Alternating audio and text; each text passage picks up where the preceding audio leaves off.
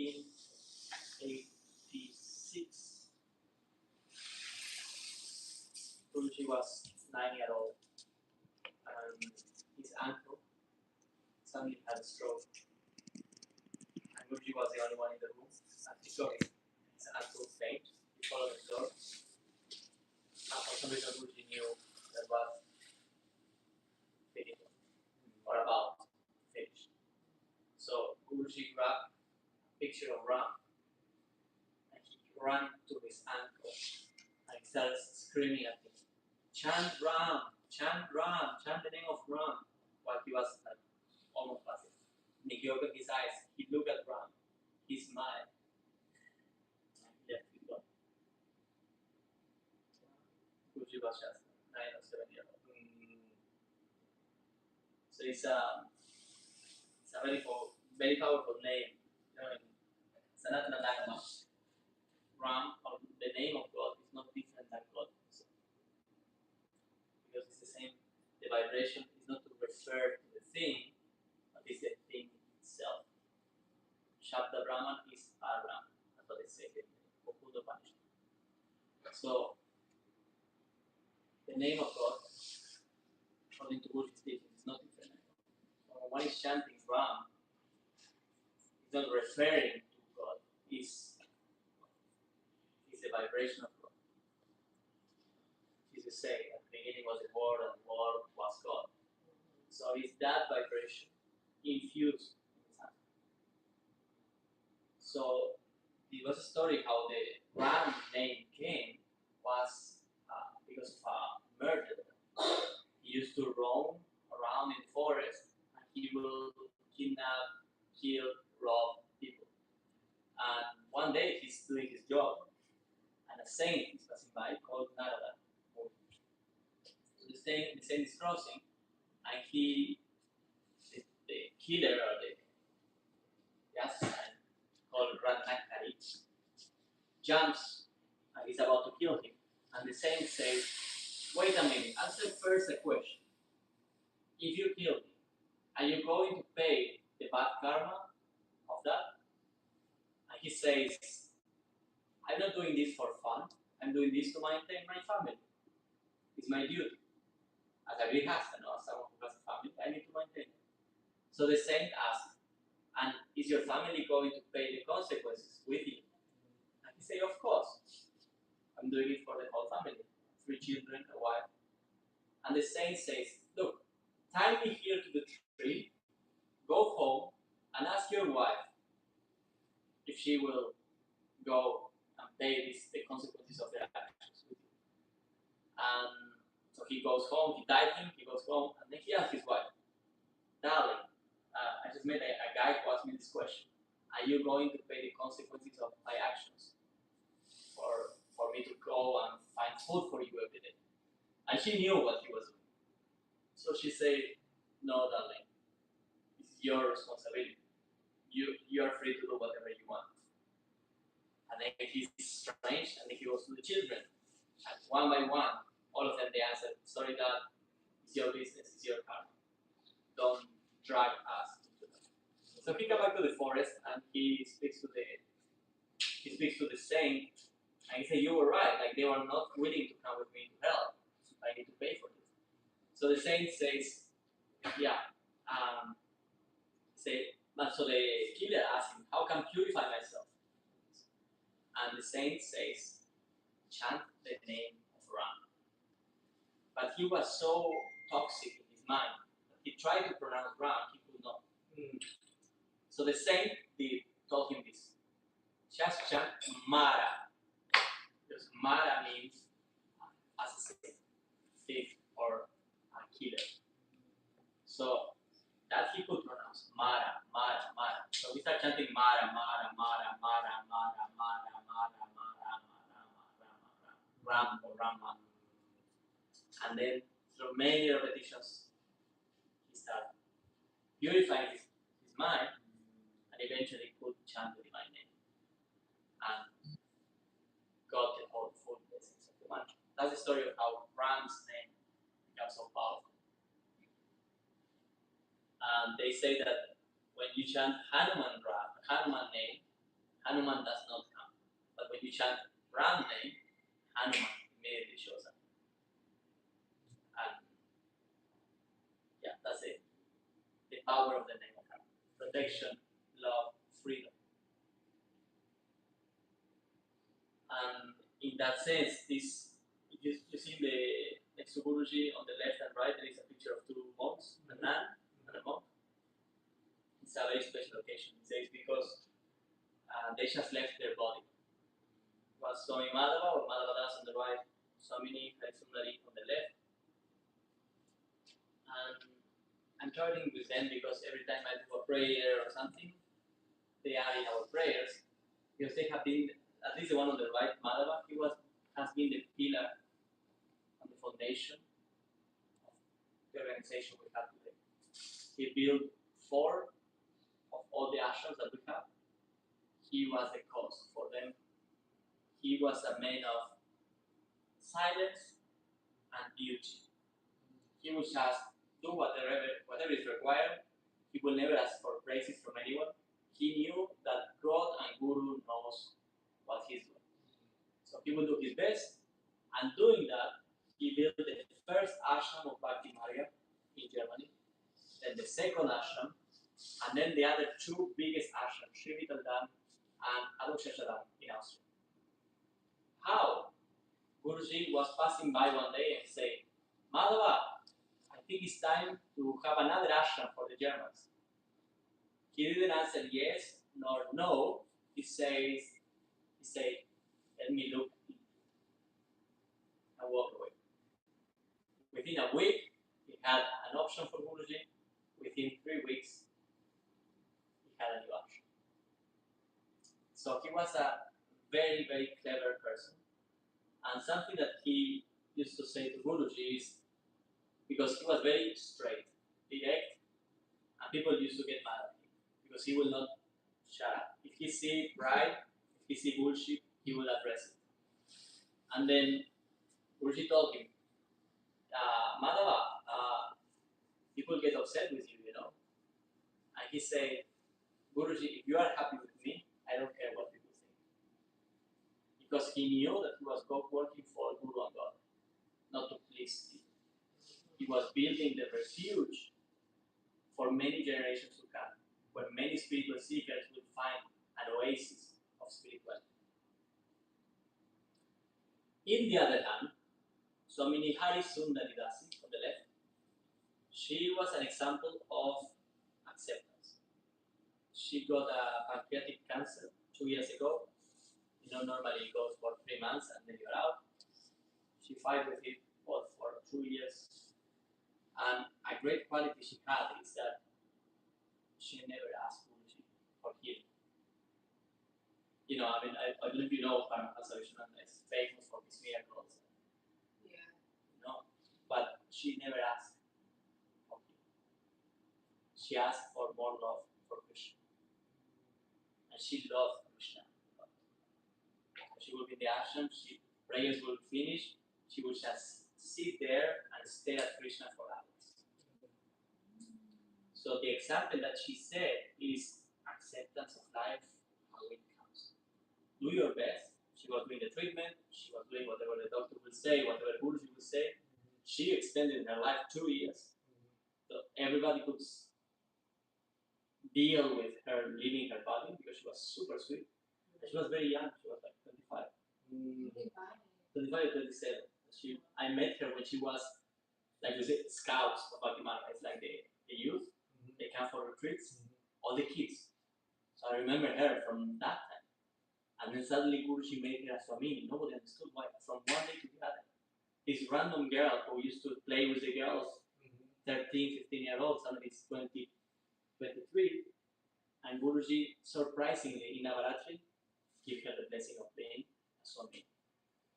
It means a person who is now fully absorbed in the self and in God. And I'm bringing these cases, and I have many more, but one of the topics that when we spoke with Leonard and Kritidasi, what would be interesting for your community is how do you build a community? What are the pillars for a community to sustain itself in the future? And in that sense, what I learned from Swami Madhava is it's very important to always have very clear, like the clarity of where is the goal.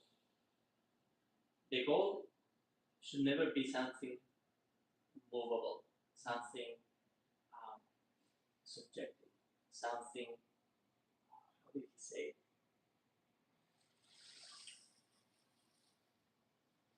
material and finite. Needs to be something that is beyond any person, ethics, or whatever that can change with the people who are coming to the community. It needs to be a very clear direction of where we want to go. And also he says that the objective of the community should be free from the leader of the community. For a community to evolve into a community, needs to be beyond, needs to go beyond the leadership. Because you have many projects where a charismatic leader starts something, but when that person is not there, the whole community collapses. And I lived this in Brazil. I was part of a spiritual community there, that they were following the teachings or the interpretations of the teachings of a guru, of a master. And the disciple of that guru, she was very humble because she spent a lot of time with the master. And the master is not, Guruji and many other masters in Sufism also. You have like when the master is around, you don't play games. Yeah. Because the master knows when you're playing. Kriti knows. We all know. Yeah. Because he knows what's going on in your mind. There was a famous story of Ramakrishna. He, imagine, the biggest benefactor of your community, the one who paid for your temple, for the facilities, the murtis. She came inside. She was kind of like a queen, but she was not a queen, but she was like a queen. She comes inside of the temple, and Ramakrishna, the saint, the one who was taking care of the ladies, very humble man, very simple. He looked at her, he comes close and he slapped her. So the guards, the people who is walking with her, they jump on him and they want to take him out, to sort him out. And then she said, stop, stop, stop. He knew exactly what I was thinking. I know what he's like. Please let him go. He was an abadu. He was acting it out. India is not for beginners. So it's Ramakrishna, of course, And she was like, and this is how he blessed her. The abadus normally they act in weird ways that people don't know. So he's like, hey, wake up. You bring the world here to the temple, and that's normal. Imagine we have 60 to 90,000 thoughts a day in forms of image, words, feelings, 90,000, of which 90% are subconscious and of negative nature. It's a constant movie running within you. And you bring that, of course, to the community. They will bring all of that baggage with you. So if you want to, what I see, if you want to be successful in a community, it's very important that the goal is non-negotiable, that the goal is very clear, unmovable, and everybody knows why you're coming together. Coming back to the community in Brazil, the guru was a strong guru, the disciple was a strong disciple in her relationship with the guru, but she bare a child. And when I was there, was already so many dramas in the community because the son of the best disciple of the guru felt entitled. She was the only disciple of their mom. So he was the son of the chosen one. And that gave him access to the girls wanted to hang out with him, the boys wanted to be his friend, people wanted to invite him stuff. He didn't went through the process of purification that the guru did with his mom. His mom was old, and this guy was basically enjoying the benefits of a lot of work of a huge community. Eventually, the community collapsed and was huge with a lot of resources, a lot of properties, waterfalls inside of the. But because the aim was not clear, the goal was clear, God, that's the aim. That's why any master, real master will come, because they would call the attention to them, but with the only objective to remind you, the prophets, Jesus, God, God, God. Don't distract yourself. God, God. So when we are building community, it's very important that the pillars of community, they become actually pillars. They need to create a foundation where the right mindset can be cultivated. And when that happens, then the community grows. And how to say, it's like not the synergy, but like the culture will automatically indoctrinate the new ones. Then you will not depend on a leader, you will not depend on special circumstances. The culture of people will allow that when new people come, immediately they get. When you go to the ashram in Bhakti Marga, in Germany, there is the focus is very clear. God. In the moment you step there is no big personality. There is the Swami, the Rishi, who walk in color, the yellows. Any other place, people will bow down to them, touch their feet. I came inside with the narrative to me. Aditya came. Go to SPN. Move. No, I need to carry the box, like move away. Why? Because we don't allow the culture. It doesn't allow egos to elevate themselves. We are all the same with one goal. This God. In a specific form. Now we worship the form. Other cultures they don't worship the form, they worship a different thing. But the most important thing is that everybody's clear. Here is the most important thing, it's the community, and we are all servants. There is no king. So that's the recipe of community that everybody knows. Of course, you have a system to organize, you have a system to administrate what you're doing, but always thinking we are creating a platform where a lot of souls will come to nourish themselves. And when the mindset is clear, the intention is clear, God Himself starts sending the people. And we see that people come randomly. It's not the marketing campaigns. People were just like, what was this guy? In Argentina, for example, there's a temple, I was giving a talk. One guy was there just passing by. He saw literally that the light was on, and he was always wondering what's going on in that house, and the door was open. So he literally came to check on the door to see this because it doesn't say anything from us, it's like here. But the light is on, door is open, and someone is always passing and feeling something like that. And then he just, excuse me, yeah, come, it's a celebration. The guy comes inside, giving a talk, he starts asking questions. I'm giving a talk on the Bhagavad Gita. And his questions are about detachment, Jesus, how to feel love every day. He's like, we talk for hours. The event finished, we start talking. shortly after, find out that he has cancer. So from that moment on, we were talking almost every week because I was in Germany, he was in Argentina, conversations. And he was experiencing how the love of God was growing inside of him. And he said, I don't understand because my life is getting worse, but my happiness is increasing. And see, I cannot explain this. But say, oh yes, but it's devotion, it's love. Love for God, for something that is not from this world. So he ended up becoming a devotee. 2 years later, Guruji met him in Buenos Aires when he went to give a darshan, a blessing. And in Buenos Aires, during the blessing, he asked him, or Guruji, or he told him, Guruji, I will not manage to go to the next city because he was already also alone. His body was about to explode. It looked like it was about to explode. And he tells me, Guruji, I will not make it to the next city. I can't take a flight. I say, why you will not make it? I say, because it's dangerous to fly in this condition. Like the pressure can mess me up.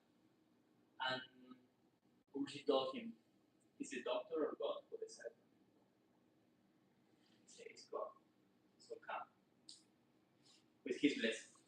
Don't do this at home. Like Guruji's blessing. So he took the flight. He came to my city. He gave the second blessing. He spoke with Guruji. He told me something very private. I don't know what it is, but he came out crying. He came back home. About 2 weeks later, he passed. And what the family told me, he was the happiest man they have met on the last 2 years. Why? Because he made God the center of his life. And the community is like, well, whoever comes, it's God. God. Don't distract yourself. So I don't know if it applies for you, and I'm happy to answer any question. But what I see is one, the clarity of why are we coming together. Because having a nice time, we can have a nice time in many places, many situations. But what is the highest aim that will glue everybody? And for the future generations, we are thinking in a long-term project. How these people will nourish from what you are giving. And as the people who is the foundation, hello, welcome. As the people who is the foundation of the place, it's a key role. These people need to build really a solid place where things can grow. And as far as like the specific direction of Bhakti Marga or of organizations, how specific is that direction? Is it just to connect with the source and connect to God being? How specific do you get with that direction? Well, you have your rules of how a community should function. So you need the boundaries, the non-negotiable ones. What are some of those non-negotiable boundaries? For example, Yamaniyam or yeah, or look, there's a beautiful letter I wrote for you today. Of the first letter Guruji wrote for the community in Sri Adityananda, the main ashram, where the community started. He said, how do I want you to, like, so we're talking about building communities and how does it, from our perspective, a spiritual community, how it will survive the passing of time. What's your name? Heather. I met you once.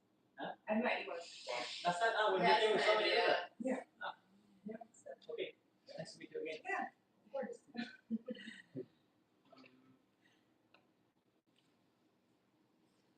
So there are key points, very practical points that Guruji gave. For example,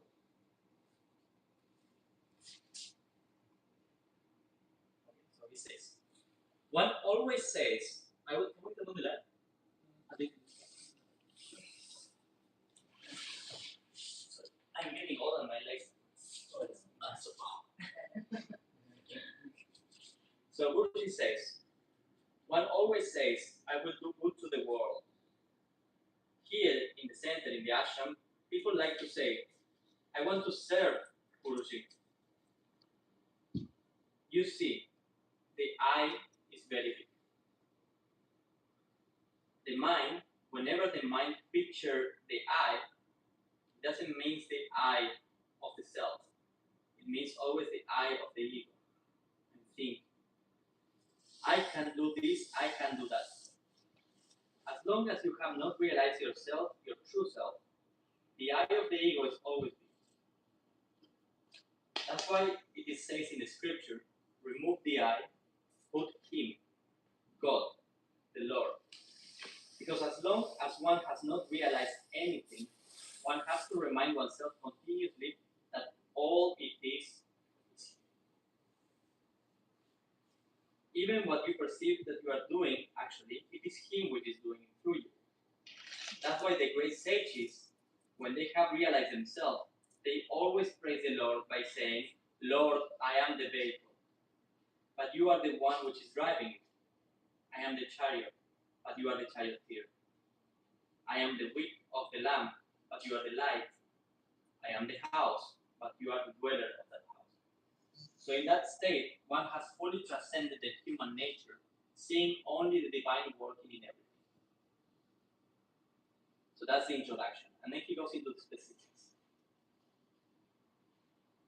The working environment means the seva, the service that people come to do to the place, is a perfect place to do the sadhana, spiritual practice, of realizing and constantly remembering the truth that God is the real doer, the real I. This spiritual practice can be done by everyone who chooses to apply it in his working field. By having this inner attitude of not putting one's own sensitivities in the foreground, but by fulfilling the actual task with a spirit of bhakti, devotion, and service. So you can see the first point for Guruji, important in living in community, is the one, don't put your sensitivities above the goal. That's why I say, if there is one goal, and if we are all serving for this goal, then the sensitivities of the people that make the ego too big and the drama too big, they go against the energy of the text. And you see that in Shikadalaya, when you come to the ashram, immediately your ego will feel non-respected. Because it really doesn't matter. It's about the service. You came to do a work, do your work, don't expect anything in return, and move on to the next work. This is the ashram in Germany. So if a community, a healthy, they're trying to identify the healthy symptoms, or the symptoms of a healthy community. Healthy community. You said a healthy symptom? What did you say? Symptoms. Yeah, like what are the symptoms Symptoms. of a healthy community? No. So one of them is people are fulfilling the tasks without putting their sensitivities before like that. No? Yeah. And this, I think we have, at least I have plenty of examples of trying to get something done, and then me or someone else starts with like, why did you do that? I don't like that. Why did you do this to me? And then the person is like, I didn't do that to you, I'm just doing it, like sorry if you got it in the wrong way. Well, you should know, and then how much energy goes into, yes.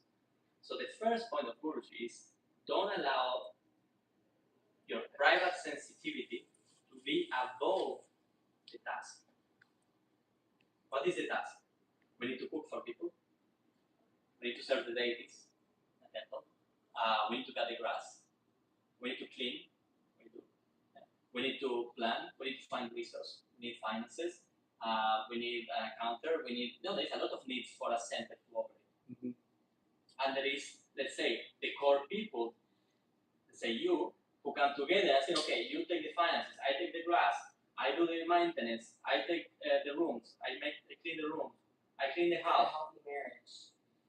Yes, because it's a contract. Yeah. And if these clear rules are not set at the beginning, then to what do you refer when they are broken? So, first one, don't put your own sensitivities above what needs to be achieved. And also, everybody should work with the awareness that you are not the doer. The one who is doing is God. So if people cultivate that, easier to put the ego where it belongs. Second point for Guruji important. When there is a conflict, we have conflicts in the community or not yet? Very nice.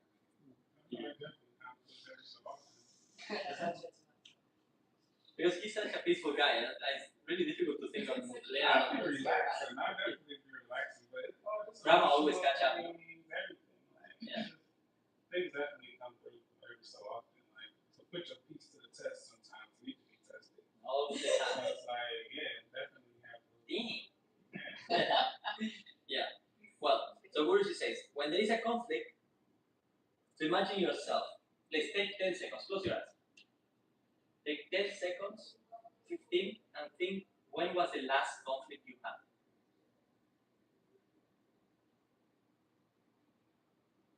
You got it? With someone, anywhere. It could be in school, here. The last conflict. Your children, husband. Yeah? Okay. So Guruji is saying, when there is a conflict, make a step back inside of you and think about what is my share in this conflict and what can I contribute to solve it. He says, do not make yourself small by behaving offended and feeling as a victim, but show your greatness by actively looking for solutions and by remembering that all what we do here is for a greater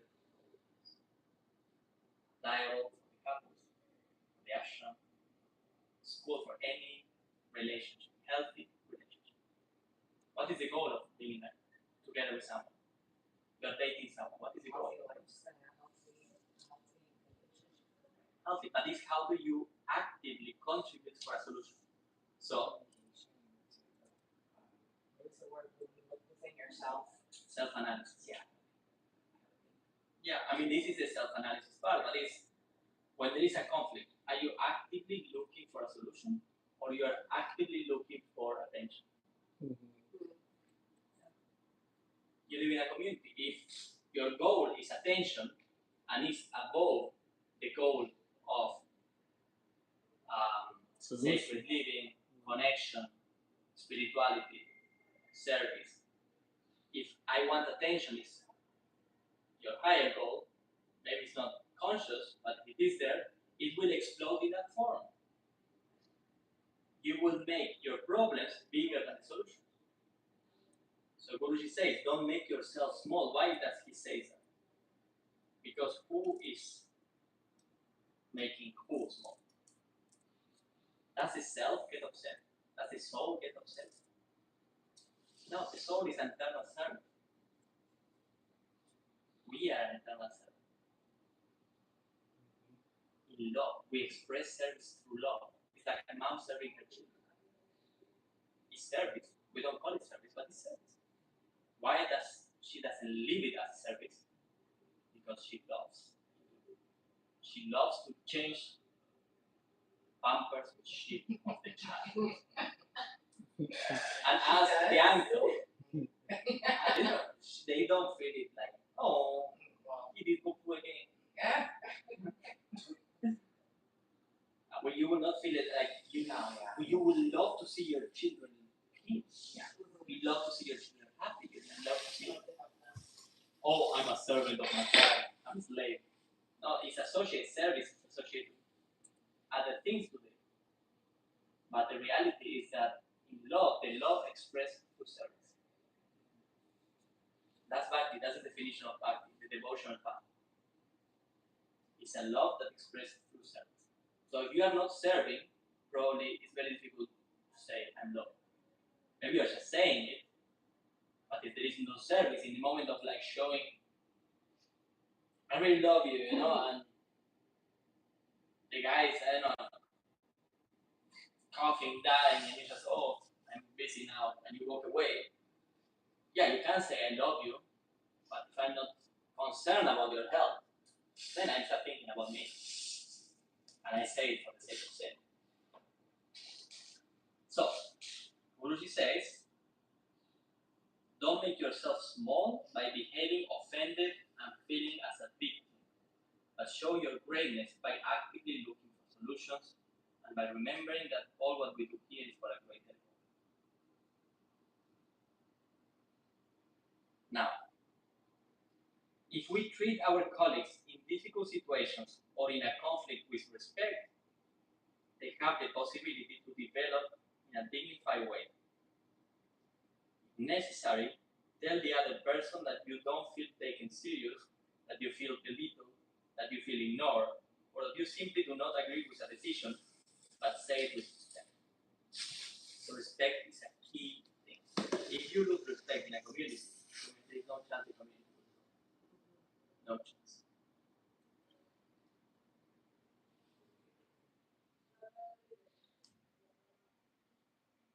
People needs to be reliable and stick to appointments. Very practical advice. Why? Because then the problem starts. Hey, can we meet at 4 to cut the grass? Yes. People come at 6 if they come. And it's like, cool. Are we together or not? Yes. I want to commit to a project or not. If it's yes, it's just talking or it's doing.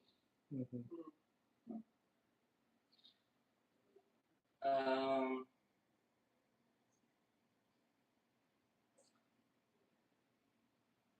mean, this is when the community grows. Before taking any new projects or tasks, first coordinate with your area manager. This was a big thing in the ashram. When they started growing, people were just feeling motivated, like, oh, I want to do this now, or that. Or someone called me, like, I have an idea, let's go for street kirtan. Yeah, let's do it. And you just quit what you were supposed to do. You're serving, offering to the divine. What's wrong in that? So the practical aspect of coordination needs to be there. It's not because it's a spiritual place, people can do whatever they want. You go to Germany, to the ashram, it's like a military system. You know, it's like they're super strict. And it's like if you're flying around, it's like there's no place for you. It's like, I would not say grounded, they are underground. But they are very solid in their relationship with God. It's not like they need to live in a fantasy world to have a connection with God. They are very grounded. I do my service to God, I feel God inside of me, and I'm a very good and respectful human being. People are wrong. They're responsible. Because there is also some sort of cliche in spirituality that needs to be flying around. You know, and like smoke the whole day, and that means to be spiritual. You know, being loving is just to hold your hands and sing kumbaya. And when you go to like places where spirituality is really rooted, they are hardcore. Spiritual people are super strong. They are not like, no, this guy, Swami on the right, he was a machine. He was a machine, and people didn't know that. Where is he getting the strength from? Why? Because he was constantly focused on the God, Guru and God. He wake up in the morning knowing exactly what does he want.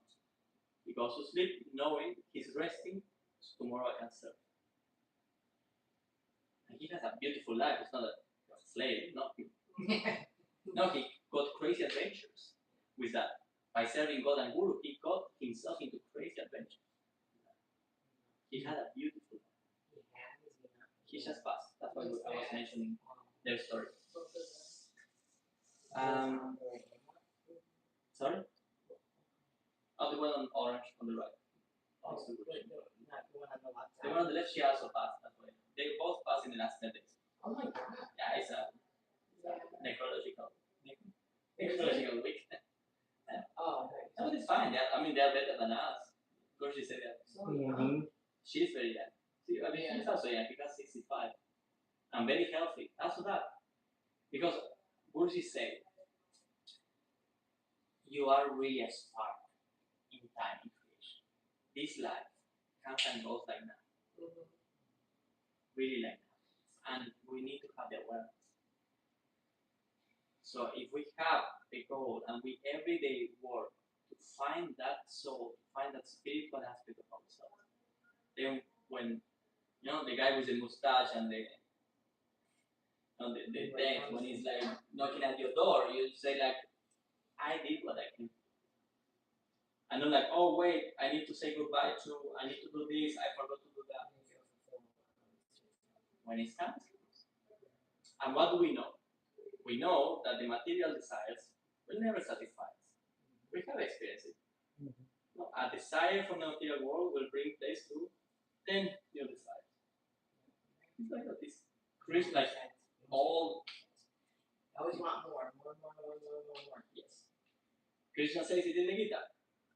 Wherever you contemplate, a desire will grow. If you contemplate on the objects of the senses, your car, your house, children, husband, let's say the material aspect of it, sex, drugs, power, all of that will create, that contemplation will create an attachment, a desire. And then what happens? If you satisfy the desire, you want more, and more, and more, and more, and more, and more. And we call that greediness. And if you don't get what you want, you get what? Like anger, like distress. Yeah, resentment. Yeah. Frustrated. Yeah. So these are the two, the son and the daughter of the mother desire. If you satisfy your desire, you want more. Greediness. And if you don't, you get angry or frustrated. And then, and greediness also will lead to anger, because eventually you will not get satisfied. You love someone, you need that person, you meet him every day. At some point, you don't get the same satisfaction that you got when you were freshly in love. We live that every day. So, if you understand how the mind works, you know that it's not outside what will make you happy. So, that needs to be a pillar of a spiritual community. It's a place where people come to realize themselves. For example, Guruji does not allow, he say, I don't like when people does it, so because he doesn't like it, people don't do it. That there is like superficial nonsense talk in the ashram. And stick up. Yeah, but they say the vibe is like, it's not cool. It's a place where people come to recharge, not to get your batteries empty. You come to recharge, like the energy of the material world drains you. You feel exhausted when you are, especially or among very materialistic people, or doing very materialistic things.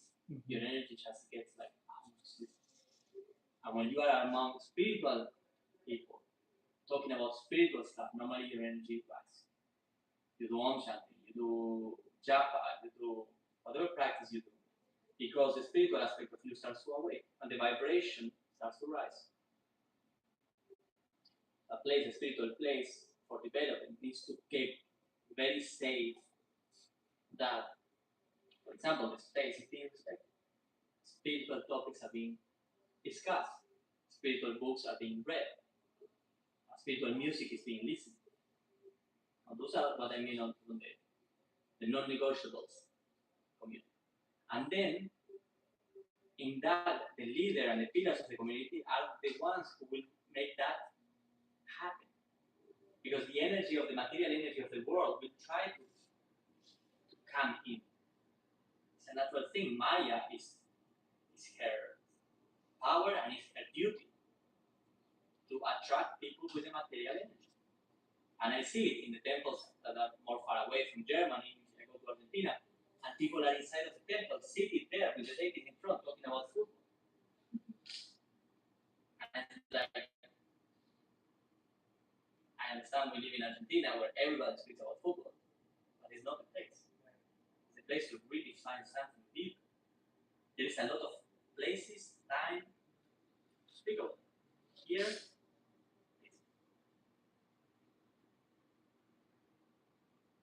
edgy with dogmatic, but you need to be strong.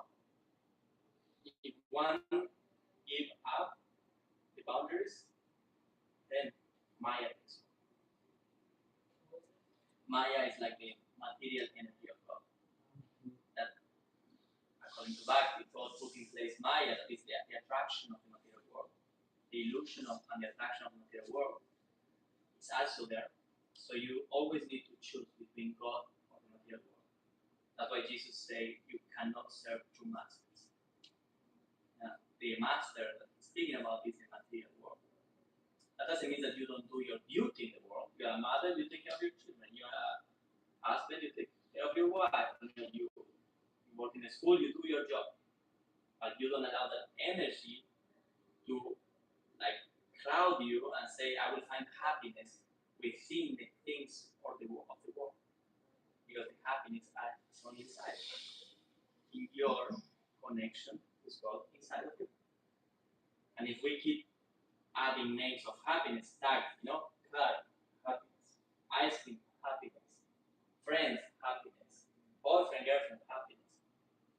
We keep calling the stuff of the things of the world or that name, then we get the happiness. Krishna says in Bhagavad Gita, the realized being realize that happiness comes from within. And they act in the world. They eat, they work, they talk, knowing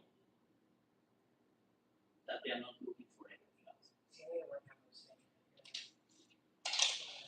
But I need to work on some of those things, maybe like my best internal being better for others, including family, friends. But what do you share, no? If you find yourself, or you are more yourself, then you have something else to share.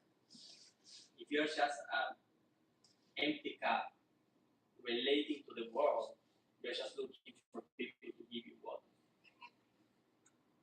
If you are full, you just overflow that and you give. So spirituality, the science of spirituality is to become full within yourself and then you share that fullness with others. And not like two empty people come together, full of expectations with each another. And then it's like frustration and drama. Yeah, Buddhist days is like two blind people coming together and trying to help each other to cross the street. And say, these are you guys, like us, these disciples, these devotees. Say, first you need to work in yourself, and when you realize who you are, and you realize that power that is within you, I'm not talking about it, you realize it, find your potential, then you can actually serve others. Till then, you're just spiritual consumers. And you need to become a spiritual contributor. So it's very important for a space, if you are going to be the holders, the sustainers, the pillars of the space, you need to make sure that the vibe in the place is people who come here, they come to give. Because people, like one of the secrets of spirituality is that more you give, more you take. And people who come to take, and they don't change the mindset, they will never feel satisfied.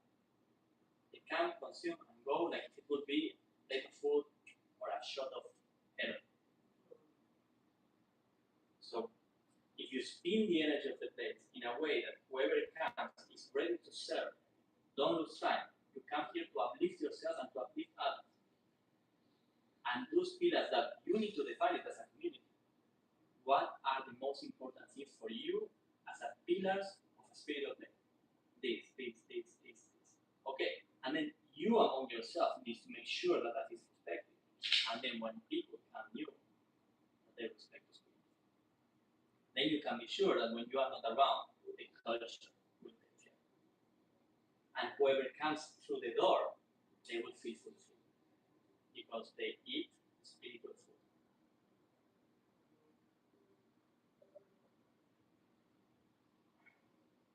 Simple values. Value the work of each person and treat the others how you want to be treated yourself. In all what you do, try to do your best. You can have values printed of how people who come inside are supposed to act. Yeah, sure.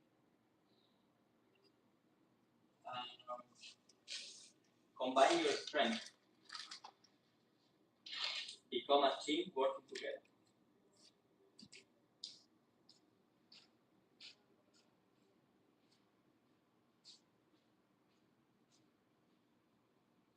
Wherever your dharma is, wherever God has put you, no matter what kind of work you are doing, there is a reason for that. And if you do it with love and real happiness, real joy inside of you, then you can realize God. So what I see in the ashrams is there is always an opportunity to serve. Make sure nobody is losing their time. Because if you come and you come to a spiritual place and you are giving of yourself, then you are performing karma yoga. Krishna speaks about 4 types of yoga. Yoga means be united with God or with yourself. So Krishna speaks 4 kinds of yoga. Karma yoga is selfless. When people act in a spirit of selflessness, they will realize something very beautiful inside them. Whoever has the opportunity to serve for something higher than your own needs, they will experience a different kind of happiness. One kind of yoga. Dhyana yoga, meditation. Yeah, through meditation, we also find that peace inside. Jnana yoga, through knowledge. The right books, the right teachings, the audios. Whatever you do, when you give the right food, right knowledge to people. What is the right food? Remember who you are. You are not just this body, you are not just this mind, you are not your thoughts.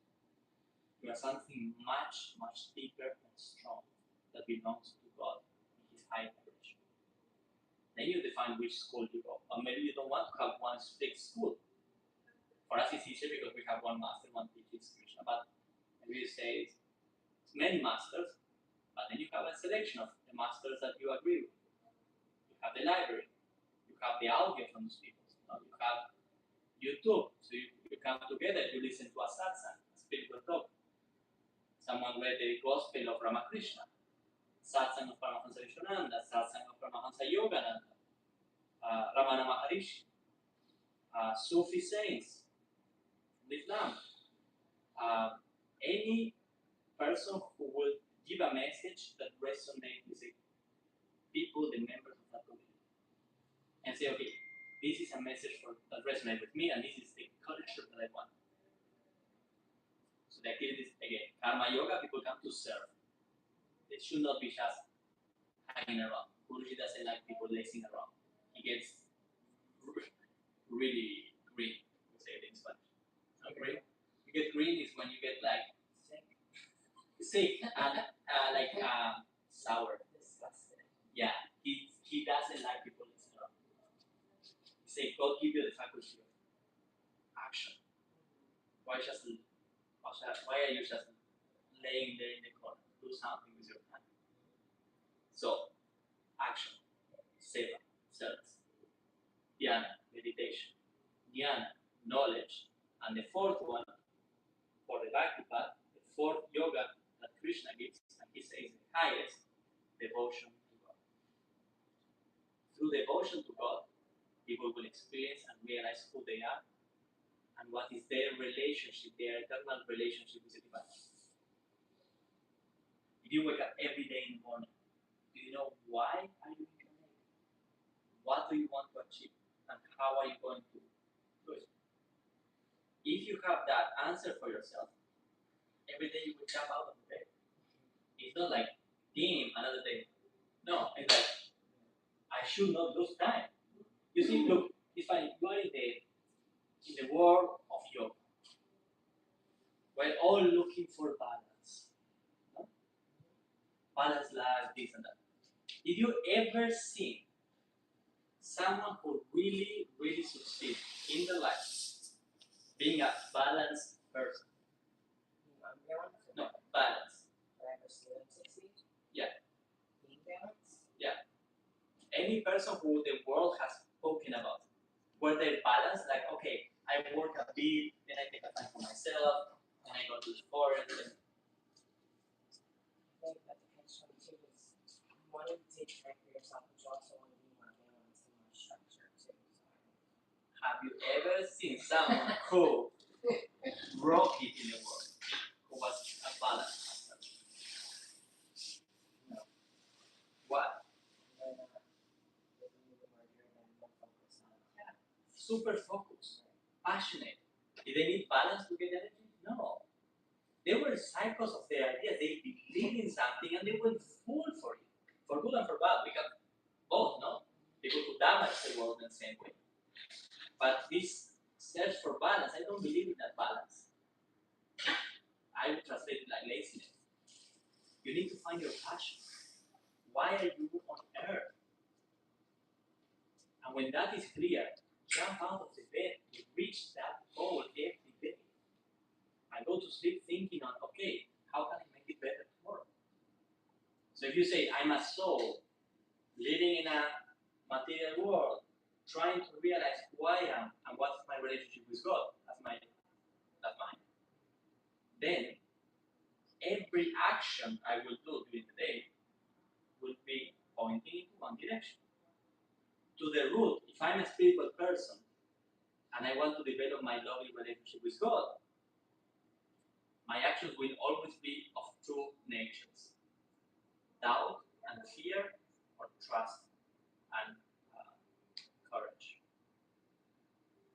Down to the, they have different faces, different forms, many different forms. But at the root is I trust or I doubt. I am soul. God is taking care, and I'm looking for that relationship. So if as an upholder or sustainer of a spiritual place, if those questions are not answered for the place, I think it's very difficult to have clarity of what the place is about. And then a lot of people will come, feel, go, nice fine.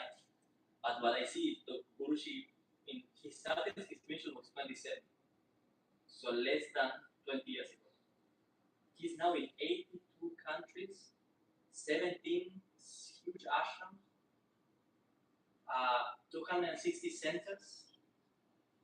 One guy. What does Guruji has that we are lacking of? It's like a temple or something. The ashrams is like monasteries. It's like big properties with like land where there is seva, service, and spiritual seekers come. There are monks living there. Yes. So there's 600 monks. I looked a little bit on your Instagram. Yeah, it's and great. I like to share. Yeah. Well, even that. For example, when I came to the ashram, Swami Tulsidas was supposed to come, and Swami Aniruddha is the one who came. Last Yeah, time. yeah. What was it? Yeah, Swami Swami Aniruddha. But look, for example, when I came to the ashram, I closed my Instagram because I say I'm a spiritual now. Yeah, of course. It's what a spiritual person does. I didn't want to use my phone. Yeah, I just shut my phone. I get rid of it. I close my Instagram, my Facebook. I'm a spiritual now. I do spiritual stuff. And then Guruji says, how are you going to help the world if you don't play with the tools of the world? If you are going to do your seva and I want to call you because you need to fix the roof, how can I reach you? Through meditation. Yeah, cool. If you are there, yes. If you're like a master, cool. You can communicate like that. If you're a beginner like me and I turn off my phone and my supervisor is trying to find me to fix the pipes because it's leaking water, sorry, I'm spiritual now. So there's a lot of cliche, there's a lot of BS in the spiritual world. And what's something that the masters keep reminding is this ground, be grounded, and clarity that I didn't finish that yet before. Clarity. Why did Guruji succeed to have all of that? It's not that he didn't even want it. It was an instruction from his guru. So he has no personal motive for it. It has been given. His master say, this is your path. This is what you need to do. This is how I want you to do it. Cool. Because he surrendered to God and his guru, he did the job. He's not attached to it, karma yoga. You should do your job with the awareness and the clarity of why you are doing it. So if the clarity in the community is there, there is no limitation to it. Follow where do you want to go?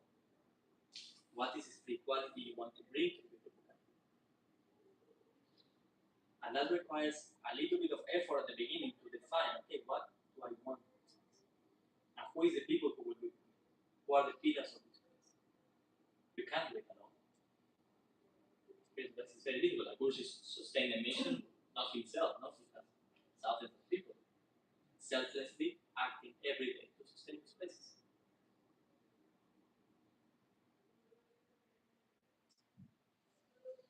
I think those are the keys, but I'm happy to answer this question. Having questions. There is also living in community, with one of the things I wanted to get rid of the phone. I closed my Instagram, Facebook, and I wanted to sing Kumbaya with the people and just hold our hands and have a fire in the middle and live the love. And I had this guy. He's Polish. He's very grounded, and Polish made him strong. Grounded in a good way, right? In a good way. Good? Yeah, very good. Like practical guy. Oh. Practical. So he came to complain one time to Guruji because there is one lady who she's very strict in the ashram. It's like the mama of the ashram, and she's always treating everybody super bad. You make that. Drishti. You said sweet. Oh Yeah. She's like Drishti, I know, yeah. You got that Drishti moment, Is she mean? She's super mean. Ew. She's like, she goes straight to, because she's German and direct. Oh. But this, if we have a problem, this is the problem. We speak about it. She doesn't like drama. Yeah. It's like, but how it comes, she throw it out. So these people, they go to complain to Guruji, and they say, Guruji, how is it possible in a spiritual center? This person, she became like that. She's shouting at people. Blah blah blah blah blah. We are in a spiritual place. How is this possible? No. So what did Guruji say? Don't you realize that it's me acting through her? And that messes up their brain. Because the ideas we have of what a spiritual person is sometimes very far away from what the reality shows. And she's a very spiritual person. She's very connected with God. To the point that when she feels that she needs to scream, she screams. Because she's not thinking of herself. All what she has in her brain is God and service, God and service, God and service. And when she sees someone doing some BS, she will go and tell her on her face or their face. Mm-hmm. So when you are in a spiritual community, it's kind of like, oh no, you should not do that. You need to be kind, you need to be soft, But under the teachings of my guru, it's more, you need to be who you are. Mm-hmm. You need to be connected with God and be who you are. And everybody needs to be clear why they are there. If you came here to sing Kumbaya, but you will not take a shovel and help the people that you say, I love you, but you let them do the work while you are refreshing in the shadow, that's not love. That's not spiritual. That's laziness. Mm-hmm. And this Mataji, she's direct. Guruji had her right next to him. Because she's not doing anything for herself. What's the aim? Let's make this house where clarity is reigning. Reigning. And then when the people are around, if you don't come for the right goal, I came here to realize myself. Okay. And then that person look at me in a weird way. No, I'm out. Then why did you come? You came here to have friends, or you came here to work on yourself? If the aim is not clear, I came here for community. I like to be around spiritual people. Cool. Let me just you are looking for entertainment. Spiritual seeker is not I came for the show. When you come to a master, you don't come for the show. Mm-hmm. You come to work on yourself. He says, don't come to me if the spiritual path is only for brave people. Mm-hmm. Don't come to me to tell you what you want to hear. Don't come to me to give you what you want to have. Mm-hmm. If you come to me, it's because you want God. That's what Bush is. So it's very clear. You come with a list of desires for the master to fulfill you because he does miracles. I heard that he materialized this. He prayed for you and you get a house. He prayed for you and you get a children, a mother, a wife. Because he did sometimes. He said, you come to me because you want God. So his clarity makes that whoever comes in contact with the spiritual community, in a very short time, they get to understand what the community is about. The community is about God. And if you are not interested in God, then it's not your community. There is thousands of communities that they will give you something else. So for me, the most important pillar will be the most important advice for a starting community is be very clear of what do you want to give to people and how do you want to give. For what?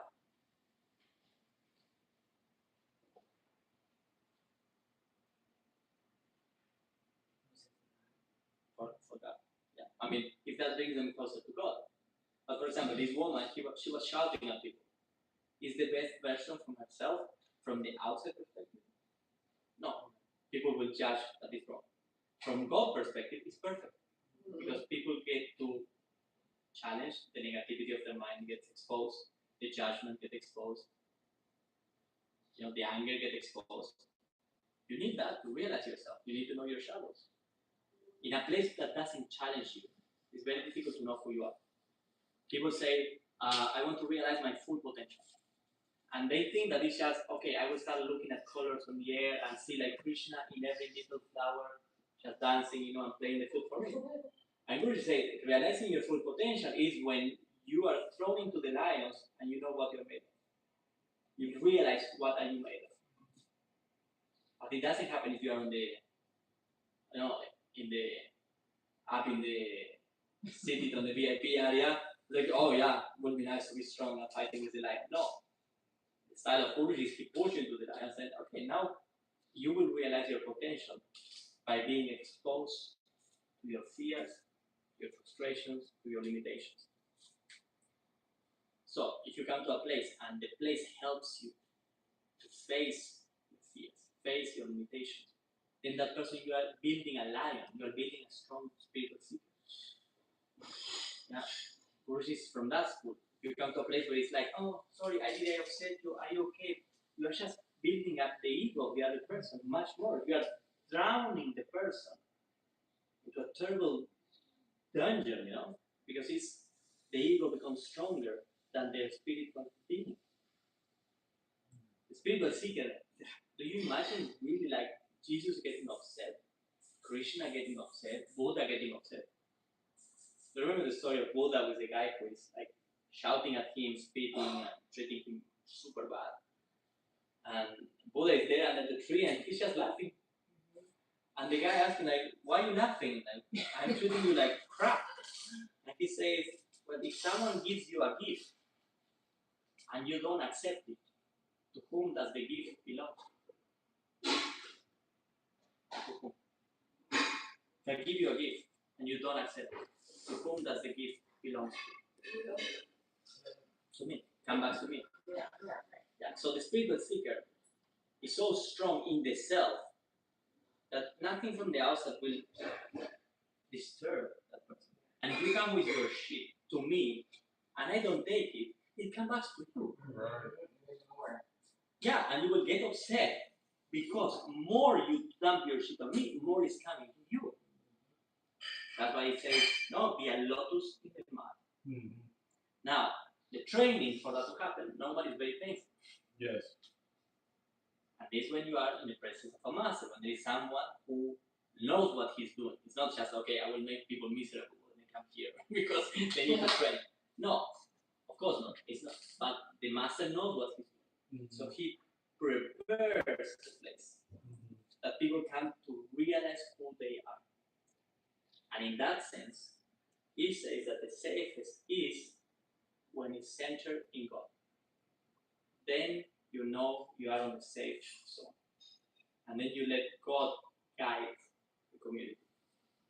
You just make sure that whoever comes inside of the community is focused on the right thing. Mm-hmm. By doing that, Krishna says in the Bhagavad Gita, if you focus on me, from within I give you the realization by which you can come to this. Every tradition of every religion would be how to make God the center of your life. Mm-hmm. In different ways. The science behind that is that then the divine will rule the energy of the place. That's why Guruji doesn't want that the place open without a temple. He doesn't want people just coming together to hang out. For what? More blind people reproducing themselves. With respect, no? But you know what I mean. So he wants people who become strong. Strong in faith. Strong in themselves. Strong in their relationship with God. For us it's easier because Guruji says the easiest form to connect with God is the form. For other cultures, no. The form is something that is bad. You need to choose which form, no form. But my recommendation is always make sure that the center of the community is God. If that's there, then you are giving to the community or to God the chariot of the community. And say, God is your God. No, it's your people who will come here, it's the people you call, and it's the people you want to give something. Again, through the 4 kinds of yoga. Karma yoga, service. Dhyana yoga, meditation. Jnana yoga, knowledge. Bhakti yoga, devotion. These are the 4 yogas that Krishna says. But he says the highest is devotion. He says the easiest because everybody can love. Of course, they all go together. You know, any ashram you go, you have a little bit of meditation, a little bit of knowledge, a little bit of service. But the main for Guruji, for the Bhakti path, is Bhakti. People, through when they awake that devotion for God, automatically from within, the intuition becomes so strong. It's very clear what you need to do. Very clear. Scary. Because sometimes you are in front of a problem, and the solution is very logical. I need to do this. But it's so strong inside of you, I should not do that. And it's very clear. 1 plus 1 equals 2. But I say, I should not do that. And you don't do it. And then you see how the situation goes to the camp. Who let you know? Who warned you? Yourself. Which self? Your mind? Your heart? Your soul?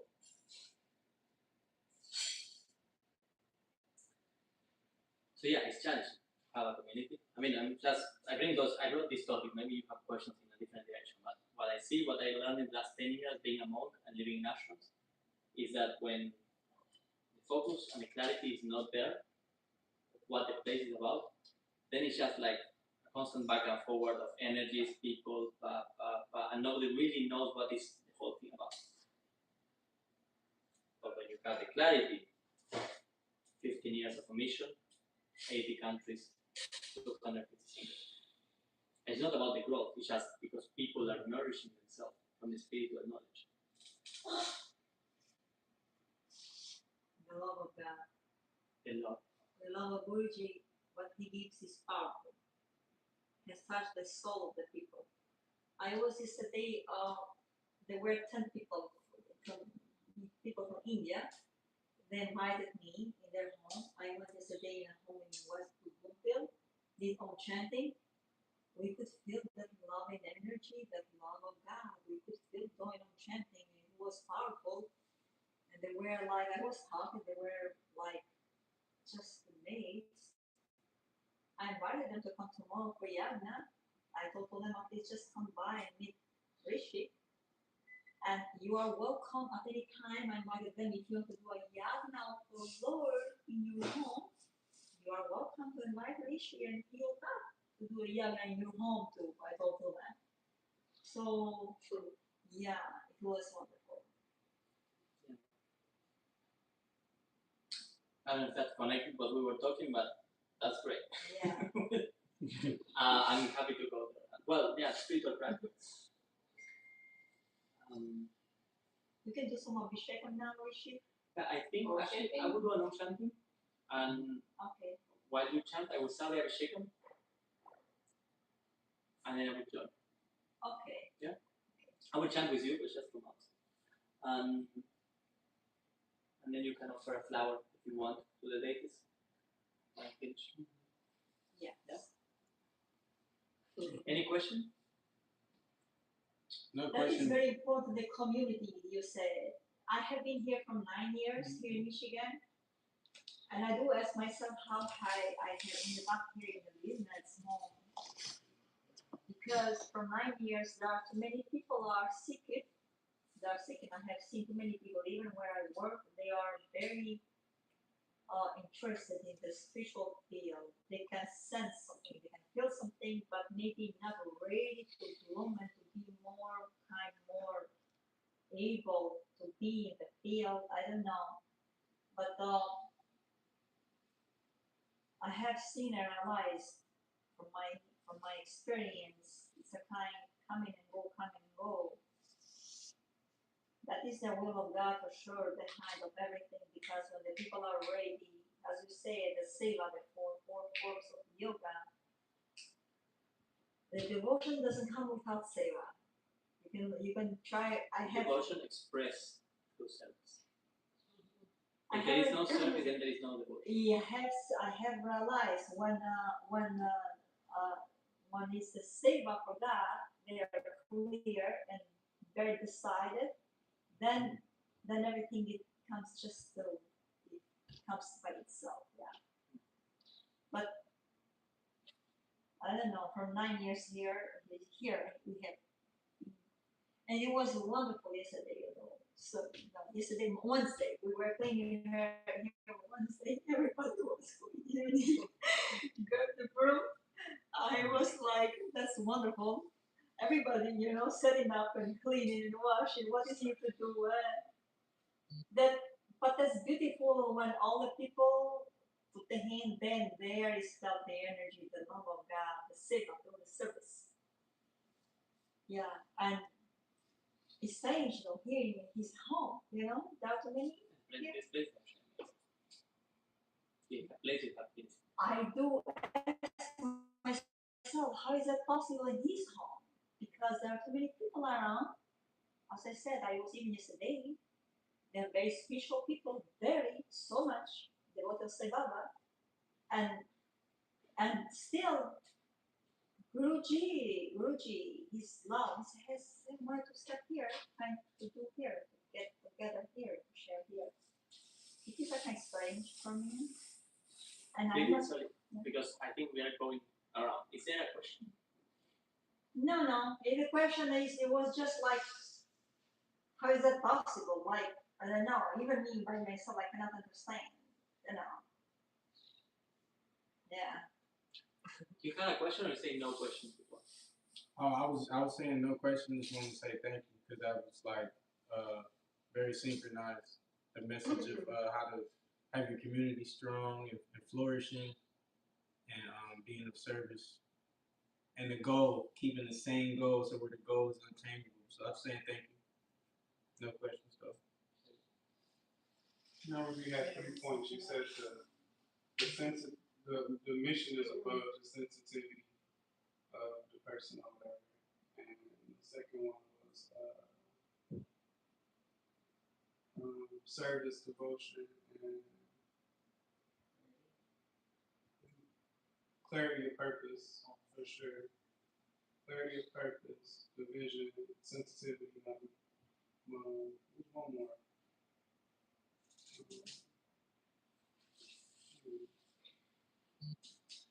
The purpose of where should be centered on? Yes. And the 4 service. The 4 type of yoga. If you want to apply that, I think Krishna already laid down 5,000 years ago. It's a very practical advice. And then he says 4 type of people come to God.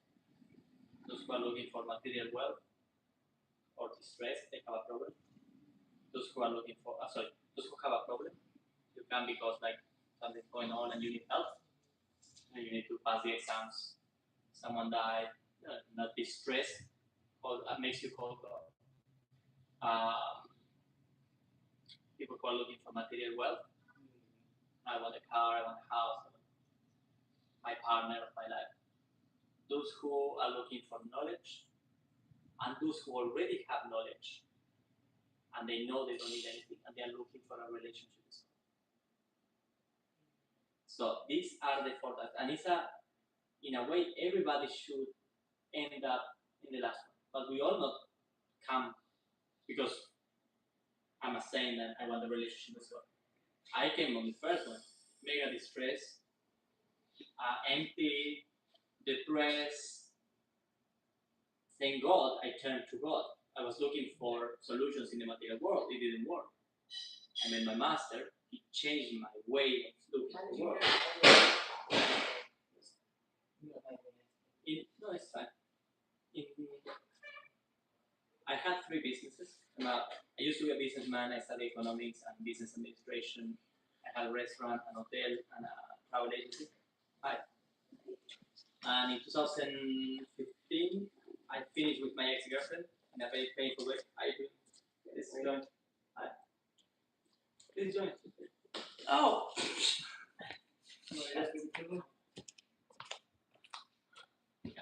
Maybe, I don't know. So then I finished with my ex-girlfriend. I told the story last year. I don't know if you remember. And that I had everything in the material world. I felt very unhappy.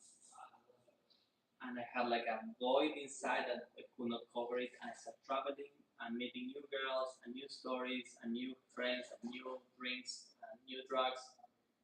And it was getting bigger and bigger and bigger, and I felt like toxic, empty, lost. 2017, I knew I wanted to be alone.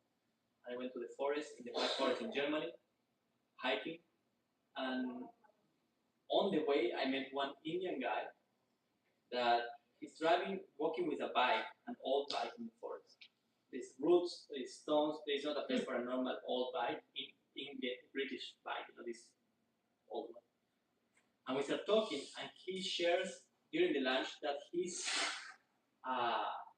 guru of his family passed.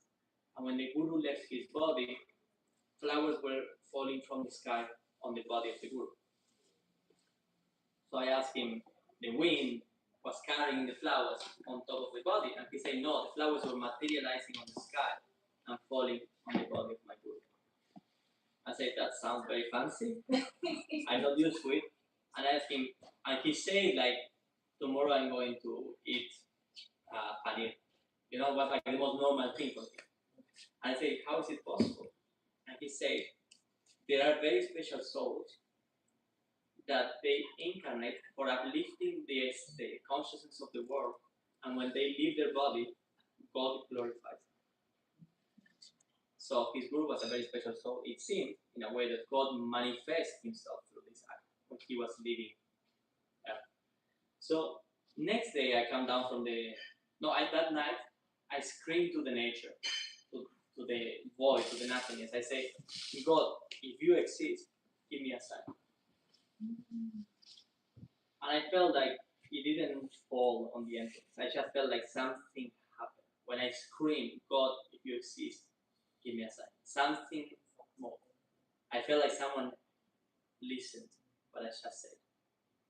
I didn't see anything. I didn't see colors, or I just, in the middle of the nature at night, like, wow, that was weird. I came down next day, and my dad from Argentina calls me, and he says, there is a spiritual master very close by from where you are, a guru. Can you go and visit him? Because he reminds me to my master, that was Paramahansa Yogananda. Yeah, my dad. He has a full spiritual life, but part of their spiritual life is not to impose their spirituality on their children. So he never forced it on me. He basically said they were just spiritual, but they never sell spirituality. No. I knew he was doing some yoga because he has the magazines. I saw the picture he has of Yogananda and Jesus in the world, and that's it. So I find out that actually when he was 18, he wanted to become a monk. He was living in California, he wanted to become a monk, and then he prayed to his master and said, Yogananda, if you want me to be a monk, make it happen, otherwise allow me to meet the wife that I'm supposed to meet. And then within a few days, he met my mom. My mom loved Yogananda, it was important for my dad, and Jesus, so they just happened, and they had children. So anyway, fast forward, I'm there, my dad calls me and he says, can you go to visit this guru? Because he reminds me a lot to my guru. So I went to the ashram, and I didn't see Guruji first. It was like many other spiritual devotees and disciples from him. And I was surprised by a Polish man who was there, Polish guy. I mean, it was one of the stories. He used to be a criminal, and he spent a lot of time on jail. And every weekend he will be either beating up someone or being beaten up or breaking some tables, or it's a very conflicted person. And then I asked him, and then he says his sister was a devotee of Guruji and told him, she asked Guruji, can you help my brother? And Guruji told her, bring your brother here and I will take care. So he eventually came to work in the ashram. And when he saw that people were very devotional to the master, he said, this guru is fake, and I will show everybody in this community that this guy is a charlatan. So he planned some questions. He was planning to ask him, how is my brother? And he doesn't have a brother. So he's just waiting because he knows that Guruji time to time he gives interviews. So he's there like a wolf, just waiting, and Guruji is passing by and he says, hey, Pavlovsky, you have some questions for me? And the guy says, yeah, actually I have. So he goes Polish, it's like bodybuilder, Polish guy. So he goes to the side, Guruji sits him there and says, yeah, ask. And he says, Guruji, how's my brother? It's a long time I don't see him. And Guruji tells him, you don't have a brother. And he says like, crap, for sure my sister told him, but I don't have a brother. And Guruji tells him, but I know many other things about you. And he started narrating to him a part of his life that he was very ashamed of what he did. He never told to anybody. And Guruji is narrating that chapter of whatever he did, beginning to it. And he's freaking out. And he says, how do you know that? How do you know that? The sister didn't know. So Guruji told him, I know that, and many, many other things. And he says, but I don't judge you. I came here to give people an opportunity to be a better version of themselves. Do you want to take it, or you want to come back to your rubbish life? The choice is up to you. So he said, okay, I will stay. And then he stayed in the ashram. Eventually he became a monk. Later on he met his wife. After being a monk, he met this person. So he found that something that surprised me, someone who is a criminal, and it's very difficult for us to see the society today. You have someone that is a criminal and goes to jail. It's even worse after. That person will never come back to society, will never become a loving person, will just accumulate more hate, more anger. Guruji within a week twisted a criminal, someone who was really into the material world, and he made him a saint. In a way, like the story I shared at the beginning of Ram and the murderer, or the saint and the murderer. Do you see? Love can change everyone. So this is how I started hearing about Guruji, and I stayed in the ashram for a few weeks until Guruji came. I had my encounters with Guruji, some miracles start happening. I could see that he can read my mind. I would have a thought, Guruji will pass. Yeah. It's like, yeah, he was the guru of the ashram. And I'm having a thought inside of me, and he's passing by and he answers to me outside. I said, wow, he has like a special power, he can read my mind. So I was always like, very interesting. And then what happened is, after a few months there, I started dreaming every day with my ex-girlfriend. Because I thought that I had it out of my system, but no. Every night I was dreaming of her. So what happened? Guruji leaves, he goes to India. I'm in my room. I wake up crying again because I'm remembering that relationship with my ex that crashed in a very painful way. Like that fantasy of having a happy ending together didn't happen. And I wake up again like sad about life.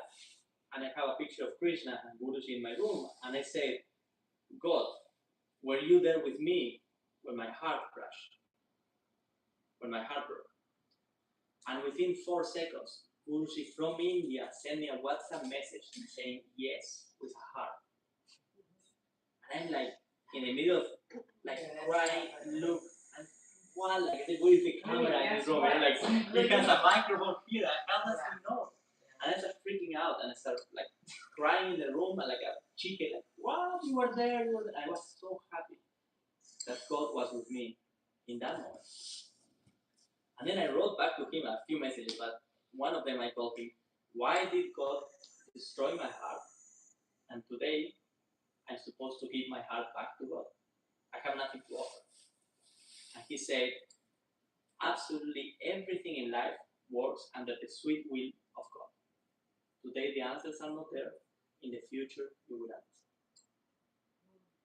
So that was my first month. And then of course I understood. By the end of the year I was a monk. I was that clarity. What do I want? I want God. And I had that clarity when I was a child. When I was a child, I was not interested in people. I was always talking to my mom about my invisible friend. And she was like, what? Like this guy's crazy. But I was spending a lot of time with myself. With God, whoever. I was very connected. Then Maya, the material world, university, enjoyment, blah, I just get distracted. And what happened? When the guru comes, and the action, like the spiritual place, that is already inside of you. It's not that Guruji gives you something. When he gives you a blessing, he say, I don't give you anything.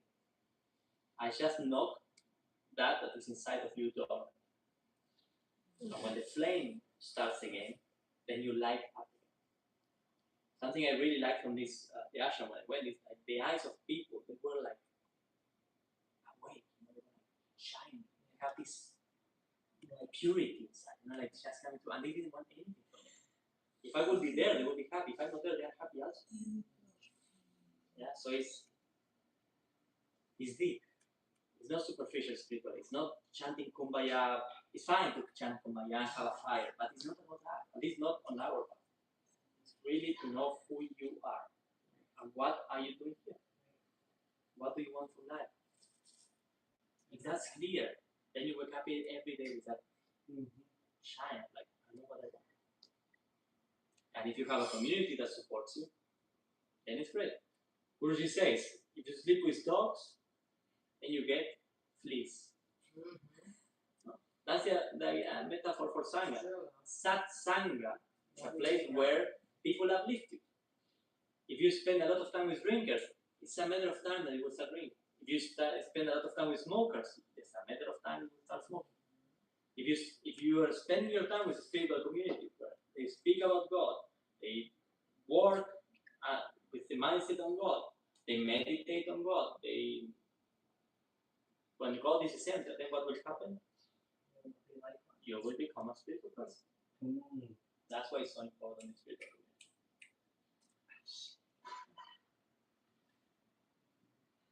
You mentioned the 4 types of yoga in the Bhagavad Gita. You said karma, dhyana, bhakti, Yeah. Okay. Is Raja Yoga the same as Dhyana Yoga in the sense? Raja depending which author. The Isamis of karma. Where are you not? Jnana Yoga. But there are different schools, The ones that Krishna gives us. The Jnana Yoga, like the logic, there is more scientific schools. There are schools that they believe only in the rituals. It's a bit of atheistic. It's like a ritual is like a science of the universe. Like if I grab this and I let it fall, it falls. That's a law of the universe. In the same way, if I do this ritual, the fire that we are going to do tomorrow, and I pray for something that happens, that doesn't mean that God exists. It's just a law of the universe. It's written in the Karma Kanda of the Vedas. So the ritual we will do tomorrow, the Vedic fire, is a very ancient ritualistic sacrifice. They call it sacrifice. It's where you offer a lot of things, and then you pray for things, and the things normally manifest. And the people say that doesn't mean that God exists. It simply works. So there are some schools from the Vedic or post-Vedic that they just believe in the ritual. All of the elements. No, the Vedic culture, they worship the elements. Indra, Varun, Vayu, Agni. And then the Puranic culture after is the personal form of God. Krishna says in the Bhagavad Gita, in the chapter 12, 6 and 5, and this is why it's so important for the Bhakti Marga, the Bhakti path, the form of God, is because Krishna says, you know the Bhagavad Gita, all of you? You know what it is about? Yes. It's a spiritual scripture. It's a dialogue between God and a warrior. Represents a dialogue between God and humanity. So, in the chapter 12, Krishna tells to Arjuna, his disciple, those who contemplate on the imperishable, the undefinable, the unmanifest, omnipresent, unconceivable, transcendent, unchanging, unmovable, impersonal aspect of God, of the truth, they too eventually come to me. So those who meditate on God in his non-manifested, transcendental, unchanging form, they also come to Krishna. They also come to God. But greater is the difficulty of those whose minds are attached to the impersonal truth. For those who are embodied, that path is filled with suffering. Because it's very easy when you create a fantasy of what is God. It's very easy to fall on your own delusion. How can you transcend your mind with your mind? You can't. How can the spiritual aspect of you take control on your being? Guidance. And for that, Krishna says, for those who love and surrender all their actions to me, who worship me with exclusive devotion and fix their minds on me alone, for such people, O Arjuna is a disciple, who have their consciousness absorbed in this way, I quickly deliver them from the ocean of birth and death. That's why in the Bhakti path is so important the form. Doesn't mean that you are diminishing God. Is God out of mercy gives you a form so your mind that is limited to the material reality can focus on something. It's not that God is a metal object there. It's also that He's everything. But through that absorption of your consciousness and mind on the form, it allows you to transcend your mind. Because He says, those who contemplate in the idea of who I am, they are just feeding their own fantasy. And it's full of dangers. That path is very dangerous. So when everybody, if you come to a community and everybody have their own idea, you're right. If you come to a place and imagine this, you come to a place and everybody has a different idea of what is God. Who are you? What is the reality? You just get super confused. Like if you come to a place and everybody has a different idea of what is the reality, what is God, or what is the meaning of life, you just get confused. That's like clarity. When the community decides what is for them, the values, the means, it doesn't mean that you will know God. To know God, you need to be beyond your mind.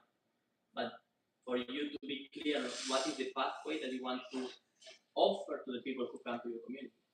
When that clarity is there, then all the actions will be conducive to that.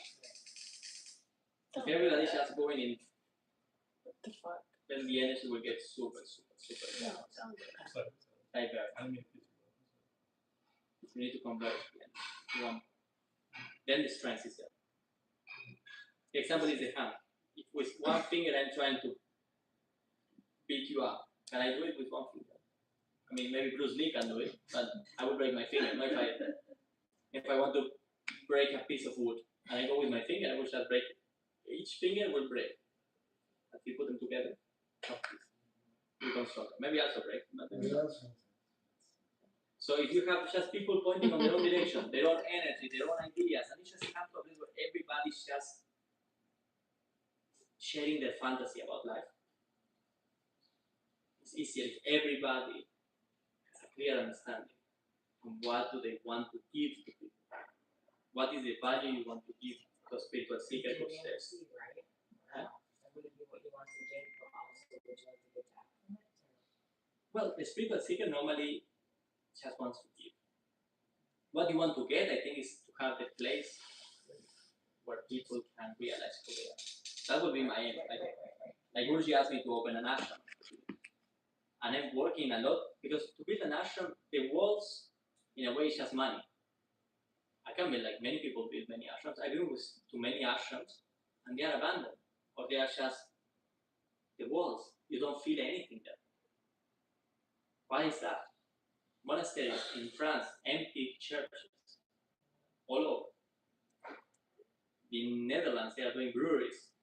Now they are brewing beer, bars in the churches because they are empty. Yeah. Really? Wow. I mean, since many years, not now. Since many years. So, if you have clarity, then you can. Otherwise, it's just a wall. It's just a temple. It's not a wall, it's the people. So now Guruji gave me the instruction. He wants an ashram in California. What I'm doing, I'm working on the community. That everybody is clear what are the teachings of Guruji. The community is not for everybody, it's for people who share a common vision of the world.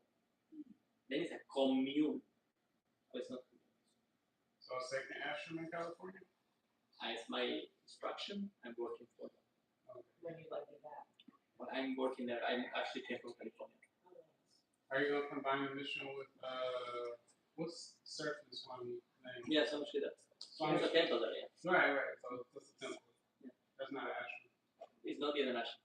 It became like an ashram these days because people were staying there. But the ashram is normally a monastery with a main temple, and people stay and they live there, and they have a service that they perform, and a full spiritual life around the temple routine, early prayers in the morning, service during the day, prayers in the evening and night. Huh? You live there and To live there, yeah. Why do you say the word? Ashram. It's like a monastery. Okay.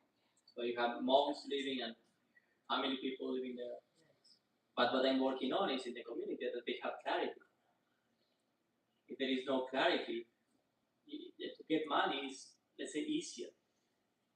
But to get people with one goal together, that they will commit their lives to something. And when you say you're working on the clarity, what you mean by that? What's that specifically mean? Like you connecting with people, you talking to someone, understanding, we clear on the vision, or when you say you're working on the clarity, that's the first part to move to the next step of building the ashram in California. Yeah, it's basically to make clear what are the teachings of our Guru. So just presenting the teachings. Yeah. Kind of finding that clarity. Yeah. What is the path that he proposed? And honestly, to the bottom is that we are all clear that the center is God.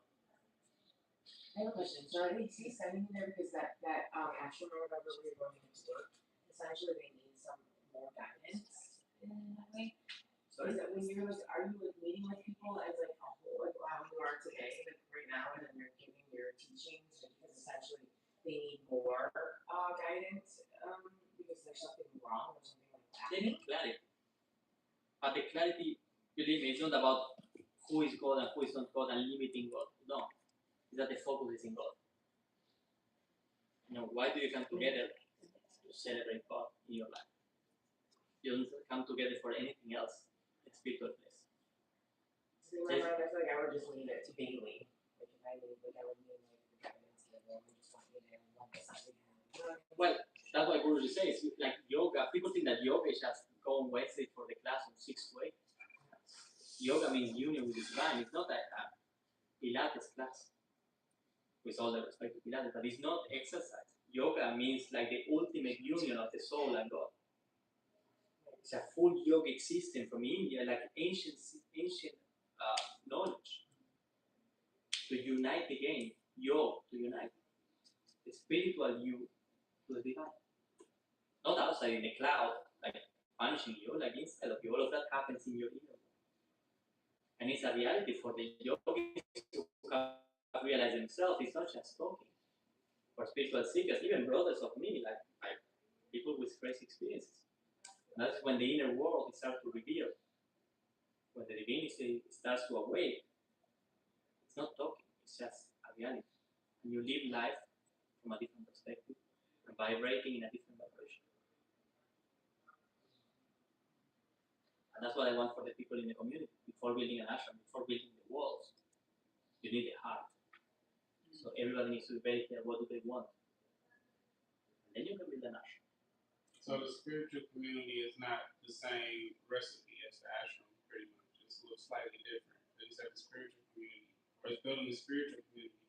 Then you mentioned the ashram, how it's a couple different pieces. You talked about routine, you talked about people living there in service, and what are those symptoms of the ashram like compared to the symptoms of the spiritual community? Okay, a spiritual community will be a place where you come together to commune with one God, for example. This will be a community if you come regularly with an aim. The ashram is a place where the temple is the center. And people normally they start living in the place because they want to have a routine around God. I want to wake up in the morning and the first thing I do is go to the temple. I make God the center. You have to live there to do that? Huh? You have to live there, or you can just go? Some people live there, some people come for certain periods of time. Like in Germany, for example, there is 150 residents of the ashram. There is 60 people who come to Seva every 2 weeks, 3 weeks. And then you have people who come as holidays. Do you have to get voted into live there? Or can anybody, because they're going to get over? She needs to approve. Yeah, because it's like his soup. You know, he decides with which flavors he wants. Yeah. So the ashram as a physical place comes after the community. If the community, the heart and clarity is there, in the place. You are blessed because you have everything. So for you, it's just, I mean, I don't know, because I don't know about your community, but if it will be my community, I would make a lot of emphasis in what is the place about. What will people take when they come?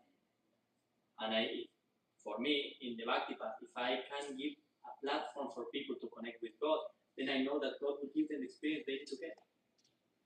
I'm making sure that this is a pure platform where people come and they eat the spiritual food. I cannot know what is your spiritual food because I don't know. But God knows you. So if I create a space for you to come and connect with that, automatically you will get what you're looking for. As a pillar of a community, I need to preserve a space that is a very pure platform where nobody gets in between you and God. That's all. Is there anything you can recommend to people, newcomers, to read? Okay. Depending on the tradition, I would say Bhagavad Gita, Bible, Quran, depending where tradition you come. The main spiritual books you need to have an idea. Even all of them. I would read Autobiography of a Yogi, The Gospel of Ramakrishna, The Eternal Search.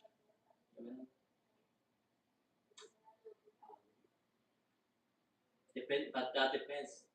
For example, if you come from the Shaivism branch, what is the aim of life for Shaiva? You can ask Shiva. Shift. Mm-hmm. What is the aim of life? To merge into the ocean of consciousness. You ask that to a Vaishnava. They consider that to be a spiritual suicide. They say the objective of life is to have an eternal loving relationship with the divine. If I'm merging God, then I lose the relationship. So, for us it's very clear because Guruji speaks about the truth from a place that he lives in that truth. So whatever teaching he's giving is always coherent with the message of Krishna, of Jesus. The message is the same, with some difference maybe about reincarnation. But then if you want to shy, then the books you will put is of course of a different school. In our tradition, the most important thing is devotion to God. It's not even important what happened after death. If you attain that loving relationship with God here, you will just continue that. For example, Guruji says that many traditions say that when you die, then you go to heaven and then you start enjoying. And Guruji say if you don't do heaven here of your life, Okay. He said, if you're a miserable person here, you think God will want to close to him? He said, you become your dry potato face, God will run miles away from you. I mean, he said from the experience of, I believe he knows God, by the experiences I have from him, by the way he speaks about God. So he doesn't want miserable people that on earth you are a miserable person and you aiming for that fabulous heaven. So the teachings are very important. To which teaching do you feel connected to and the community feel connected to? And then those are the teachings that you will put for people to read because that's what resonates on you as truth. If it doesn't resonate with you, then it's fine, but I think it will be just confusing. Right, for sure. And when you say Guruji actually built the ashram in California, in the same way that Swami Sosidas built the ashram or kind of led the ashram in New York, so same thing in California. For example. Okay. I don't think it will be the same way because God is giving me different signals and different people to work with. A whole new world, definitely. A whole new space. California is way different than Omar, New York. It's a different world. So like, what's expected from you in that? Do you have to like raise the money for it? Do you got to find the community and just establish the purpose, or what's really involved in that process? So do you just say, "I'll look into it," like the other guy said, and like come back? Okay. For me, the steps are to build a strong community, at least 7 people, 5 to 7 people who are really committed to go full. Define the roles of what aspect of the project everybody will take care of. Out of those 5 to 7 people, what are those roles? What are the main roles in that? Well, you have the finances, you have the spiritual part, the temple, you have the service, coordination, you have the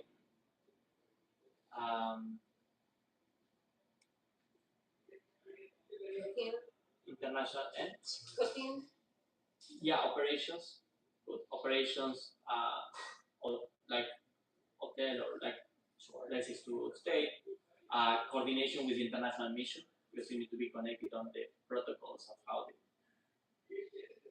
international mission on pushes wishes for a national map. So there are, of course there are more and we can talk about that when I check my notes. But there is like, so this is written down somewhere as far as steps of the ashram and different roles. But first is the people. You need the heart. First the heart. You need to know what is the core. When you have the core, then you expand from there. Then you go to the material things. Finances. You need to raise money. You can't do it with air. You need people who believe in it. Yeah. But let's say if you don't depend on your own funds, it's not that there is an organization behind who will give you the funds to make it. You need to combine the idea, your project, to someone who will be motivated enough to support your project. You need investors. Why are you doing it? Why will this make of the world a better place? And then you need to find an investor who will agree to your idea and say, this is creating value for the world. Then I will give you my money so you can bring this positive change to the world. Because there's a lot of people who are looking for projects that they can help to develop the world in a better way. Then once you have all of that, you need to have your idea where you will do it, why there, what style. Are you building something? Are you buying something that's already built? And then that's the easiest part. Then it comes actually to running it, the daily routine. Mm-hmm. Coming together every day, keeping the clarity. Why are we doing this? Because we say building and destroying is easy. No, it's the job of Brahma and Shiva. Mm-hmm. You build and you destroy. To grow a tree takes planting, 5 minutes. Right. To sustain, grow, years. To cut it down, another 5 minutes. So to sustain a spiritual place requires energy, dedication, clarity, consistency.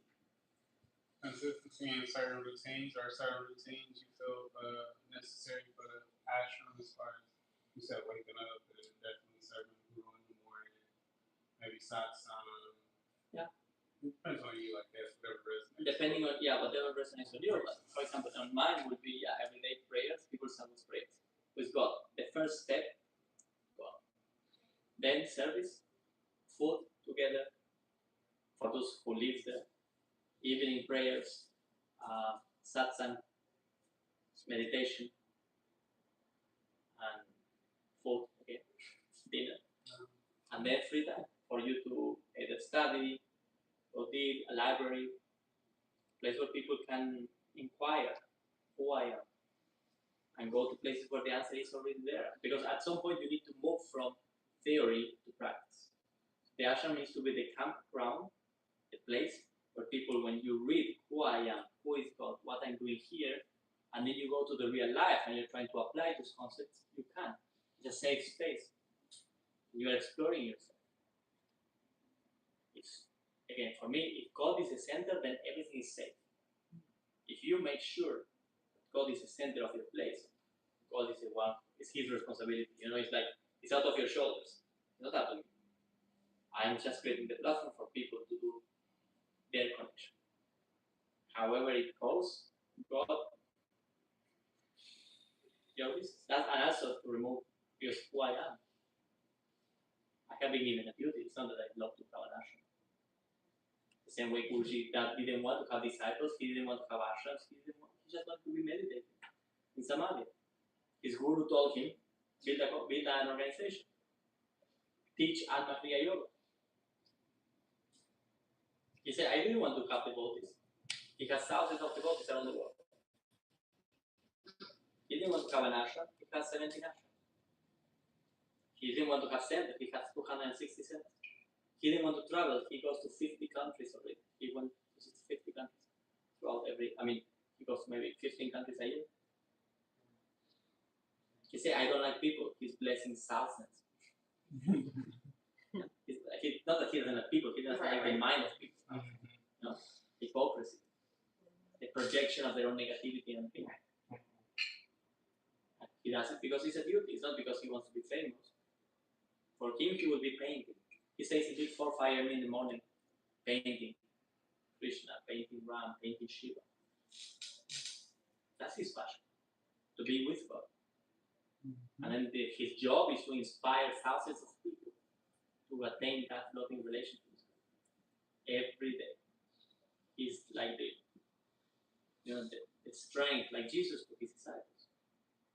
Just his figure, his dedication, his love for God will inspire thousands of people.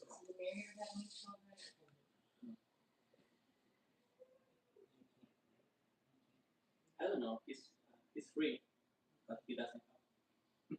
He's very free. He doesn't like titles. We are monks. For us, it's different. I asked him one time, Guruji, why so many rules? Now you come to the ashram, you can do this, you can do that. Woman there, men there. Do this, do that. Take the prasad with the right hand. Like this, a lot of things that brings you awareness. To not to do things mechanically. To always force you to use your brain. Be here now. And I asked him, Guruji, why so many rules? And he said, I'm very open-minded. I don't need rules. You need rules. Because you didn't control your mind. So it's a quality of the people who transcend their mind. Of course, the rules of the world are just stupid. But you need to transcend your mind. And for that, you need discipline. The mind is like a monkey, it's jumping from one thought to the other. Throughout the day, you wake up in the morning, you have one mood. Throughout the day, you're in a bad mood. You don't even know why. 60,000 thoughts crossing through your brain, and you are not even aware of it. The mind is not a thing, it's an activity. It's a constant activity happening. So with what you feed your mind will change the way you think. So the spiritual food that you give is what we were speaking about, the yogas.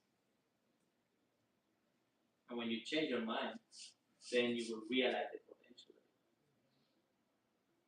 But the strength comes not because you say I'm great, it's because the one who is doing everything is God, it's not me. And the strength that comes with that is far beyond what you can imagine.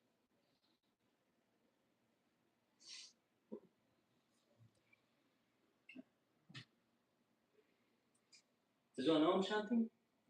Yeah. Om Shanti Shanti Shanti Shri Guru Namaha Hari Om